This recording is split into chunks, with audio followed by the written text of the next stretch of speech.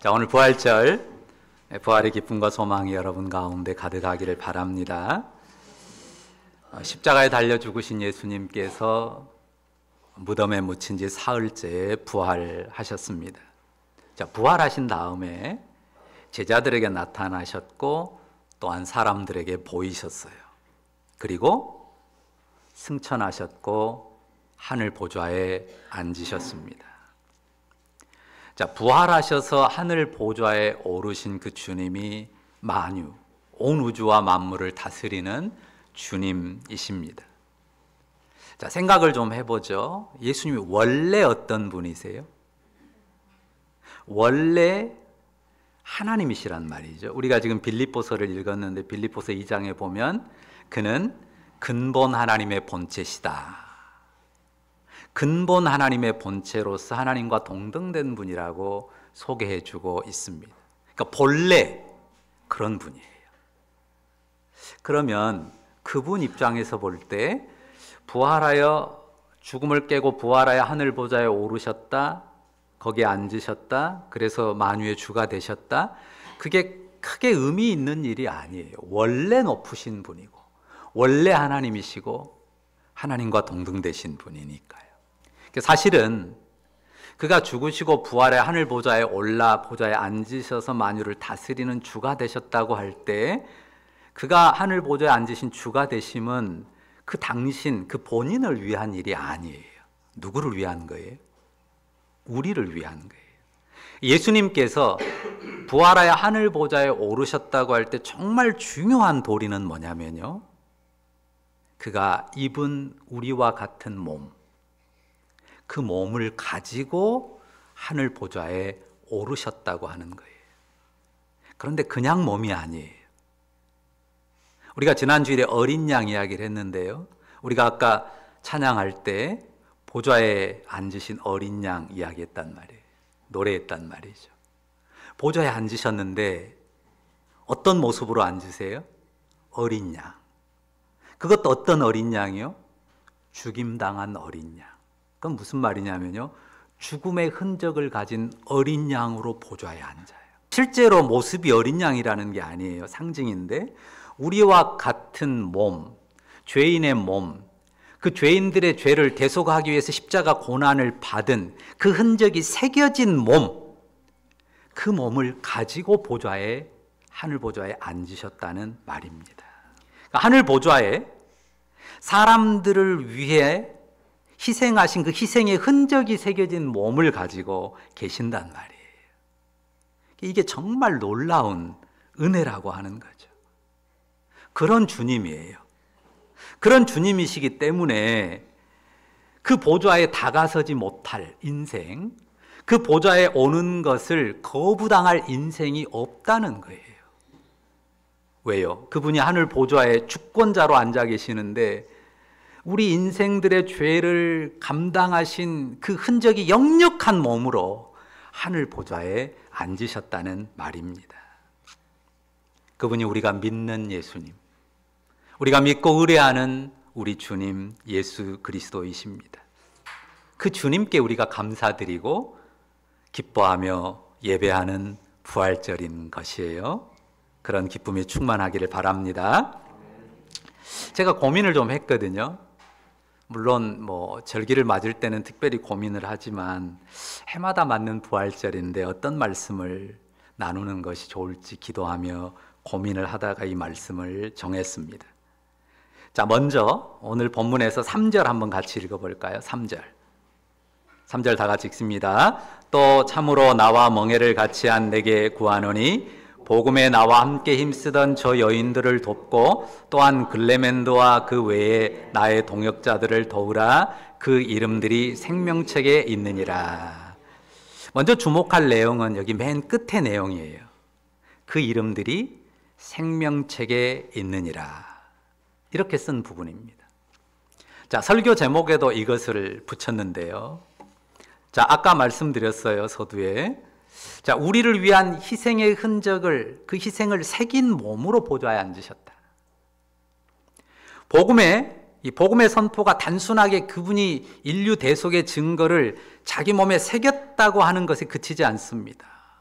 분명히 희생을 자기 몸에 새긴 분으로서 보좌에 앉으셨는데 그냥 그런 모습을 보여주신 분이 아니라요. 성경은 어떻게 선포합니까? 우리가 그 보좌에 인류를 위한 희생의 흔적을 새긴 그분과 연합했다고 증거하지 않습니까?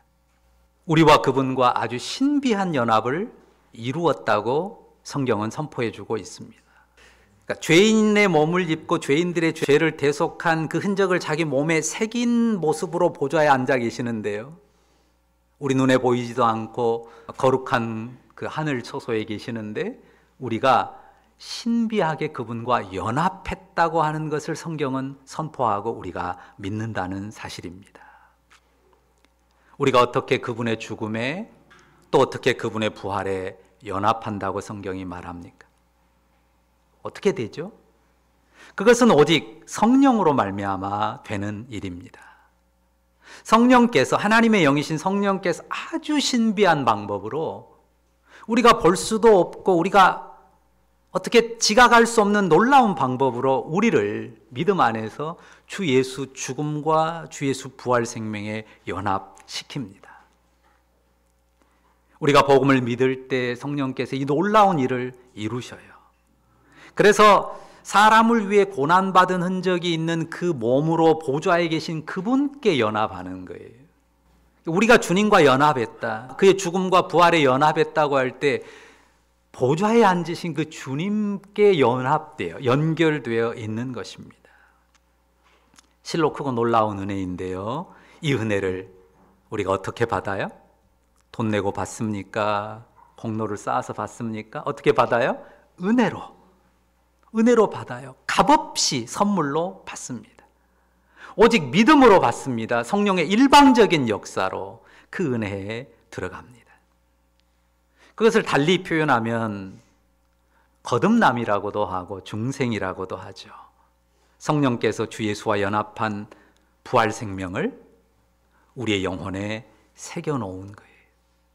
그래, 그 생명이 우리 안에 태어났고 그 생명이 우리 안에 살아있어요. 자, 주 예수님을 믿음으로 우리 안에, 우리 영혼 안에 부활 생명이 심긴 것, 그 생명을 품는 것은 하늘에서 되는 일입니까? 땅에서 되는 일입니까?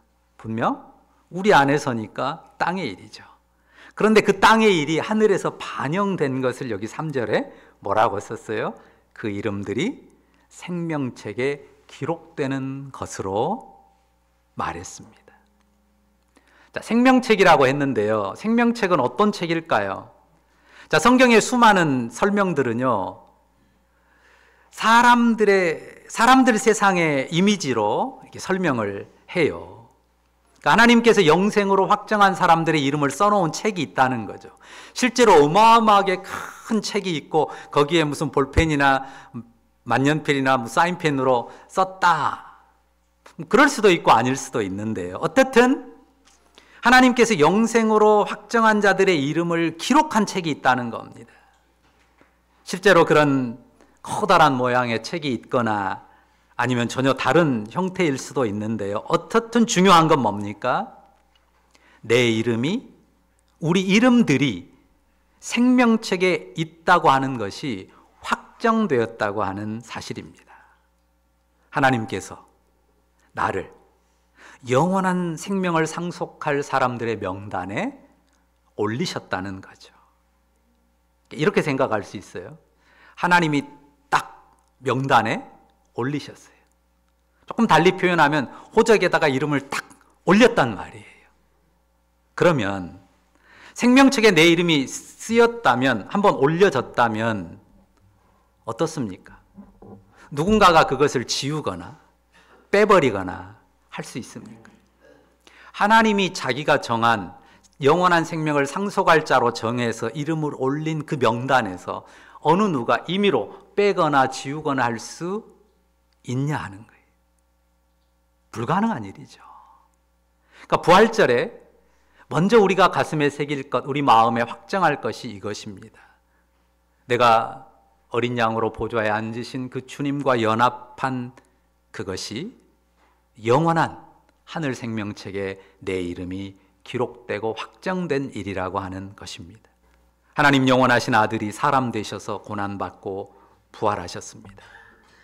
그리고 하늘에 오르셔서 보좌에 앉으셨는데 나를 위한 고난의 흔적을 몸에 새기고 계셔요. 그리고 성령으로 그 당신께 나를 연합시켰다는 말입니다. 그리고 또한 내 이름을 생명책에 기록해 넣으셨어요. 자, 어떻습니까? 하나님의 아들이 이룬 구원 역사에 우리가 뭔가 조금이라도 보탠 게 있습니까?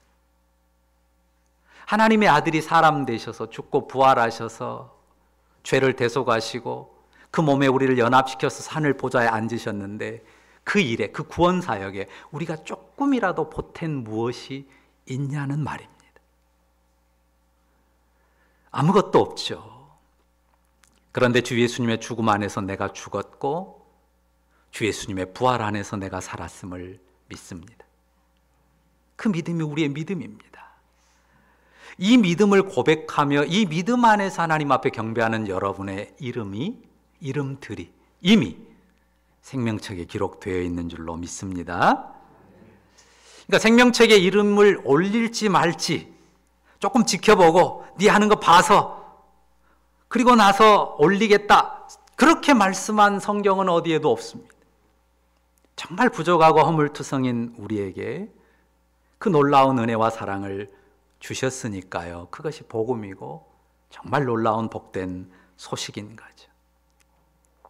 그런데 우리가 우리 안에 심긴 부활의 생명을 놓고 좀 고민할 때가 있어요. 오늘 그 고민을 좀 나누려고 하는데요. 자, 실제로 살아가는 현실에서 늘 우리가 느끼는 게 있잖아요. 뭘 느껴요? 연약함, 한계, 엄청 느낍니다. 이 부분에 대해서 오늘 본문이 상당한 의미를 시사해 주고 있습니다. 1절 보시죠. 자, 여기 보면 그러므로 나의 사랑하고 사모하는 형제들, 나의 기쁨이요 면류가 아닌 사랑하는 자들아, 이와 같이 주 안에 서라 말씀하시는데요. 이 빌립보라고 하는 도시에 그 믿는 형제들, 바울이 복음을 전함으로 믿게 된 그 공동체거든요. 그 형제들을 정말 사랑하고 사모했습니다. 그들로 인한 기쁨이 정말 컸고요. 면류관이라는 말은 정말 이것이 나의 자랑이다, 내 자랑스러움이고 보람이다 라고 하는 거죠. 이들이 좀 전에 우리가 생각한 것으로 하면 주 예수 십자가 고난과 부활을 믿고 그 이름이 어디에 있는 사람들이에요? 그 이름들이 생명책에 있는 그들입니다. 그런데 2절 권면을 보세요. 한번 같이 읽어볼까요? 같이 읽습니다. 내가 유오디아를 권하고 순두개를 권하노니 주 안에서 같은 마음을 품으라. 자, 유오디아라는 사람 그리고 순두개라는 사람이 나옵니다. 지목해요. 이 두 분이 어떤 사람인지, 이 둘 사이에 어떤 사연이 있었는지는 모릅니다. 기록이 없으니까 몰라요. 이들에 대해서 아는 건 굉장히 적습니다. 없습니다. 그런데 분명히 알 수 있는 건 있어요. 이들이 남자일까요? 여자일까요? 막 감으로 맞추실 분도 있을 텐데 남자일 것 같습니까? 여자일 것 같습니까? 이름이 남자 이름 같기도 하고 여자 이름 같기도 하고. 우리나라 이름들은 뭐 남녀가 어느 정도 이제 유형은 있는데 단어 자체가 남녀를 표시하지는 않는데요. 이 성경이 쓰인 헬라어는 단어 자체가 남성, 여성을 보여줘요. 여성형이에요. 그러니까 유오디아도 순두개도 여성이에요. 성별은 알 수 있습니다. 이 여자분 두 분이 마음이 나뉘었는데 그냥 남 모르게 둘이만 나뉜 게 아니에요. 둘이 마음이 나뉘었고 뭔가 부딪힘이 있었고 그래서 불편함이 있었는데요. 둘만의 일이 아니에요. 공동체가 다 알고 느끼고 로마에 있는 바울에게까지, 바다 건너 로마에 있는 바울에게까지 그 소식이 전해질 정도였단 말이죠. 그래서 바울이 주 안에서 같은 마음을 품으라 권고를 주신 거예요. 자, 이 말을 하고 싶어요. 유오디아도 순두개도 방금 앞서 말한 바울이 자랑스럽게 여기고 기쁨이 되는 그런 존재들이고 복음을 믿고 부활 생명을 믿는 사람들입니다. 믿음을 가졌고 성령께서 심어준 부활 생명을 확신하고 소망하는 사람들이에요. 그런데 마음이 나뉘었어요. 서로 거북했고 공동체에도 불편함을 주었습니다. 이런 현상이 과거에 성경시대의 빌립보 교회에만 있었을까요? 역사 안에 모든 교회 안에, 아니 지금 이 시대의 우리 한국 교회 안에서도 이런 일들은 충분히 있습니다. 어느 교회라고 이 불편함이 없는 공동체가 있겠습니까? 그러니까 제가 뭘 말하려고 하는지 감이 오는 분들이 있을 거예요. 우리가 주 예수님을 믿어요. 그리고 부활 생명으로 산다고 고백합니다. 그런데 시기가 있어요. 다툼이 있습니다. 미움이 있어요. 갈등과 분열의 현실에 직면합니다. 그러면 우리가 가진, 우리가 품고 있는 우리 영혼에 새겨진 부활 생명은 그다지 능력이 없는 겁니까? 과연 무엇이 문제입니까? 이 부분에 대해서 고민해보자고 하는 것입니다. 자, 이 부활절에 이 부분을 선명하게 짚고 넘어가고, 이미 알 수도 있지만 정리하고 넘어가려고 합니다. 분명 우리가 주 예수를 믿음으로 그분과 연합했습니다. 주 예수 부활 생명에 연합했다는 믿음 고백이 분명합니다. 사실 그 부활 생명은 놀랍도록 환상적이에요. 정말 환상적인 생명입니다. 왜요? 죽음을 넘어서는 영원한 생명으로 우리 안에 역사하는 생명이기 때문입니다. 그런데 그 부활 생명이 우리 안에서 기계적으로 작동하지 않아요. 이 기계적이라는 말에 대해서 자주 언급을 했지만요, 기계는 그냥 버튼 눌러놓으면 돌아가잖아요. 마약도 그래요. 마약 주사 놓으면 그 사람의 인격과 상관없이 작용해요. 마력도 마찬가지예요. 어떤 마력이 진짜 작용한다면 그 사람의 인격, 의지와 상관없이 작용하잖아요. 우리가 마취를 잘 안 하지만 저 같은 경우도 수면 내시경을 꼭 하거든요. 그러면 그냥 숫자 세다 보면 나도 모르게 자요. 그 약이 화학적으로, 물리적으로 작용하는 거예요. 근데 부활 생명은 우리 안에서 그렇게 기계적으로, 마력적으로, 화학적으로 작용하지 않는다는 말입니다. 성령께서 부활 생명을 우리 삶에 분명히 적용시켜요. 우리 안에 부활 생명을 심으셨고 그 부활 생명을 우리 삶에 적용시키는데요, 인격적으로 역사해요.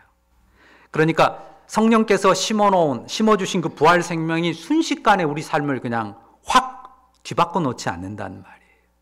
단순간에 인간 개조를 만들어주시는 게 아니에요.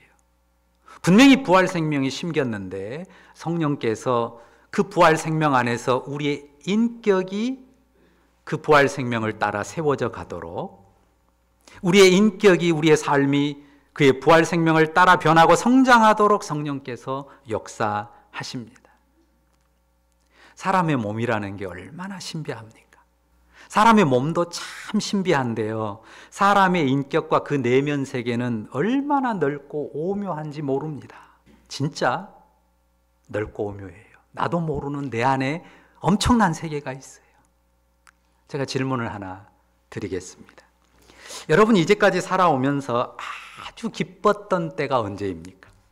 뭐 여러 개 있을 수 있는데 하나만 떠올려 보십시오. 내가 살아오면서 굉장히 기뻤던 때 언제지? 정말 기뻤던 때, 막 마음에서 즐거움이 막 샘솟았던 때 한번 떠올려 보십시오.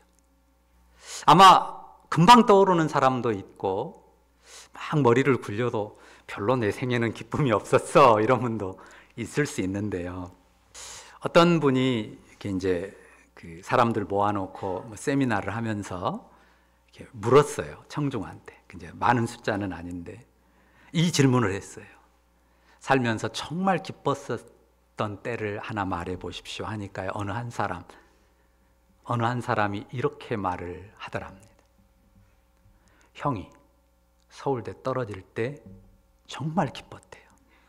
이해가 되십니까? 이해가 되는 분들이 있을 거예요. 이해가 안 되는 분들은요, 도덕성이 너무 뛰어난 사람들이에요. 와, 형이 서울대 떨어진 날 그렇게 기분이 좋았대요. 이해가 되죠? 그 삶이 어땠을지, 왜 그렇게 기분이 좋았을지 상상이 되실 거예요. 그러면 그분이 그 마음을 느꼈을 때, 그 기쁨을 느꼈을 때 그 양심은 어땠을까요? 여러분들이 충분히 답할 수 있을 거예요. 이야, 이런 감정을 느끼는 내 자신이 너무 뿌듯해, 너무 자랑스러워. 그런 마음이 일어났을까요? 아니죠. 그 마음을 감추고 싶은, 드러내고 싶지 않은, 양심은 찔려서 감추고 싶은 그런 마음도 있었단 말이에요. 너무 기분 좋고 기뻤다는 게 솔직한 마음인데요.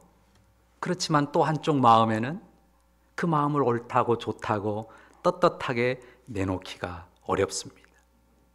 그런데 왜 그 감정이, 형이 서울대 떨어진 것이 너무 기분 좋은, 너무나 행복한 그 감정이 왜 올라왔을까요?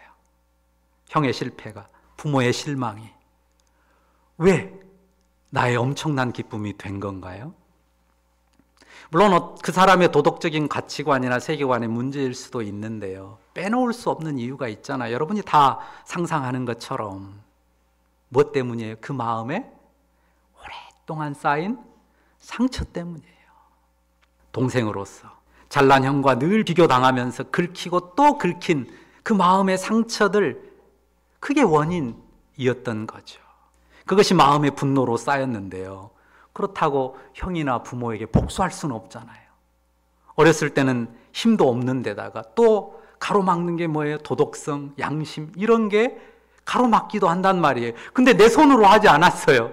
내 손으로 하지 않았는데 마음속으로 바랐던 통쾌한 복수가 이루어진 거 아닙니까? 그래서 사람의 내면 세계가 지금 얼마나 오묘한가, 그 말씀을 드리는 것입니다. 그러니까 분명히 내 마음속에 주 예수님을 믿는 믿음이 분명하고 부활 생명이 심긴 게 분명해요. 유오디아도 그렇고 순두개도 그렇고 믿음의 사람들이란 말이에요. 그런데 그 생명이 기계적으로 그 사람이 절대 시기한 마음이나 미워하는 마음 안 갖게 만들어준 건 아니란 말이에요. 마력으로, 약물로 역사한 게 아니란 말이죠. 성령께서 그 부활 생명을 심어주신 그 생명으로 그 인격과 마음을 만져요. 다뤄요. 그러면서 세워가셔요. 우리의 인격, 영혼과 내면의 세계는 심히 넓고 오묘하다는 사실입니다. 내 영혼, 내 인격 안에 무수한 방들이 있어요. 그 방들의 문을 열어놓으면 내가 모른, 또는 내가 알고 있는 상처와 독이 가득 들어있는, 혹은 조금 들어있는 그런 방들이 얼마나 무수하게 있는지 모릅니다. 우리가 주 예수를 믿음으로 부활 생명을 확신하고 주 예수와 함께 죽었고 주 예수와 함께 살았다고 하는 것을 분명 확신하고 믿는데요, 나도 몰랐던, 혹은 내가 잊어버린 그 깊은 어느 방에선가요, 어느 순간 독이 확 올라와요. 그런 경우 못 느끼세요? 왜 이 감정이 나에게서 나오지? 그것도 순간 나온단 말이죠. 그런 나고 그런 우리라는 것을 잊어서는 안 돼요. 그렇게 나약한 죄의 옛 인격, 그 인격을 가진 나고 그런 너고 그런 우리입니다. 그런 나고 그런 너고 그런 우리라고 하는 사실을 늘 기억하고요, 그것을 늘 인정해야 돼요. 그러니까 부활을 단순하게, 죽음, 부활 단순하게 나눠서 생각할 게 아니고요, 비참함에서 쉬 헤어나지 못할 인생이었다고 하는 사실을, 사망의 어둠과 저주에 사로잡혔고 거기에서 쉬 헤어나지 못할 인생이었다는 사실을, 그런 누더기 인생이었던 나를 주 예수 죽음과 부활에 연합시켜 주셨다는 이 놀라운 은혜를 기억하고 감사해야 되는 거예요. 그러니까 부활의 전제는 죽음이에요. 죽어서 부활이고요, 죽은 존재로서 우리가 부활에 이릅니다. 분명 부활 생명이 내 영혼에 심겼지만요, 내 온몸과 영혼을 휩싸고 있는 죽음이 있어요. 그 죽음의 어둠이 나를 휩싸고 있다는 사실을 솔직하게 인정하고, 그 옛사람을 내가 가지고 살아가고 있다는 사실을 솔직하게 겸손하게 인정하고 살아야 한다는 사실입니다. 그러니까 내 삶에서 분명 내 옛사람의 죄를 보고 어둠을 보고 그 그림자를 보고 상처를 본다는 거죠. 그런 내가 부활 생명에 삼킨 바 되었고, 그런 내 안에 부활 생명이 들어와 있고 그 생명이 빠져나가지 않고 지워지지 않는 게 얼마나 놀랍습니까? 그러니 우리가 더욱더 큰 기쁨과 은혜를 누리는 거예요.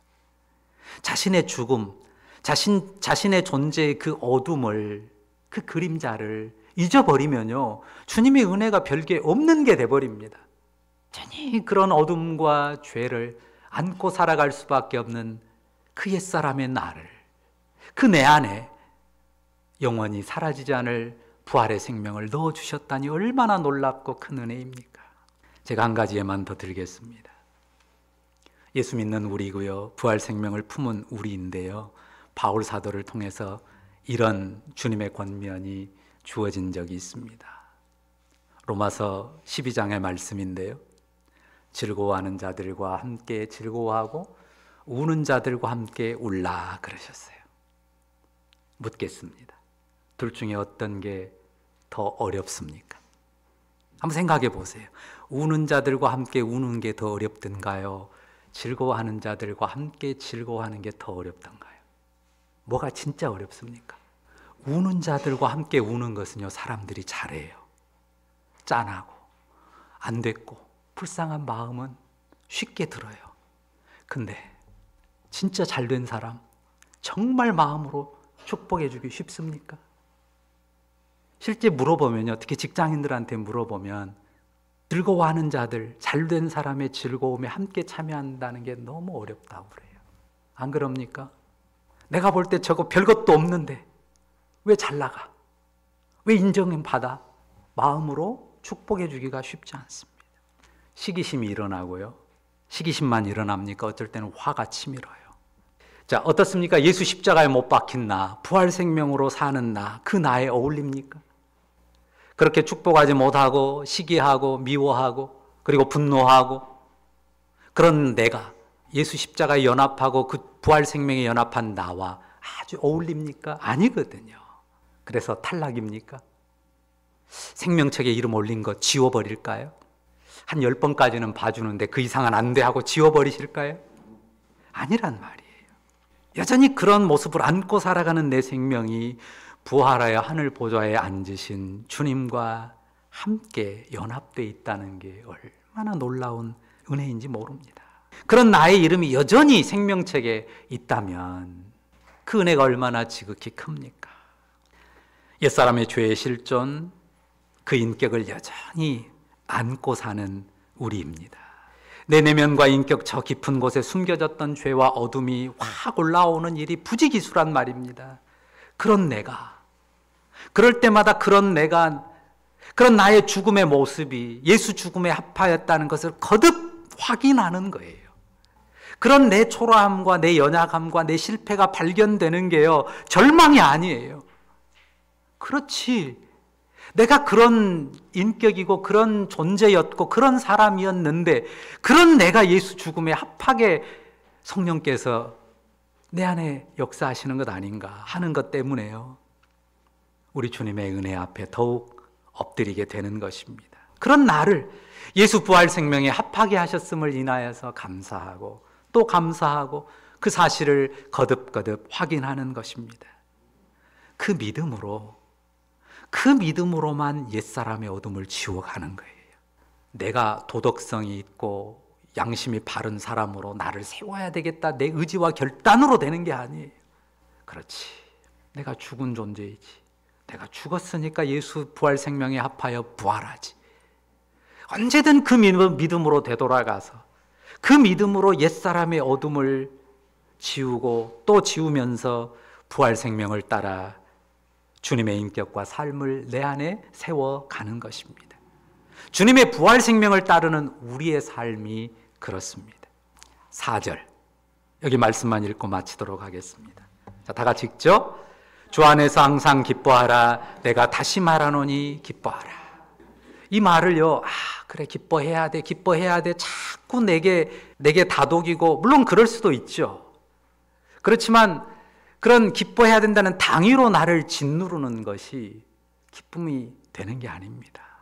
주 안에서 주님께 덧입는 그 놀라운 은혜를 새롭게 확인하고 또 확인하면서 우리 영혼의 기쁨이 솟아나는 거예요.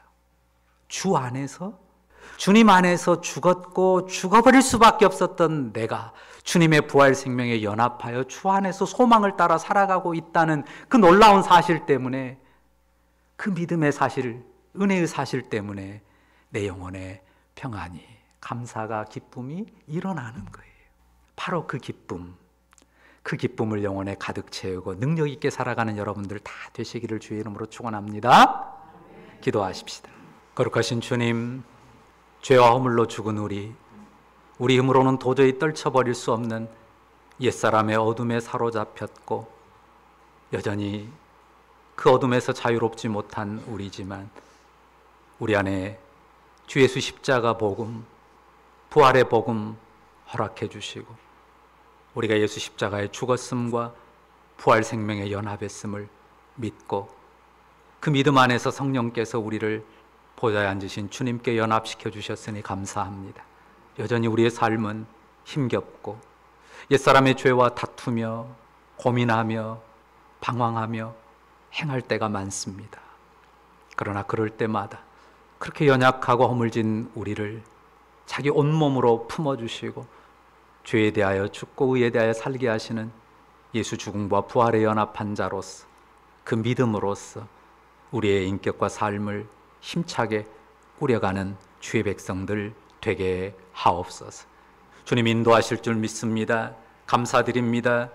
이 부활 안에서 정말 부활의 믿음 안에서 기쁨과 능력의 삶을 꾸려가는 우리 성도들 다 되게 하옵소서. 예수님의 이름으로 기도합니다. 아멘.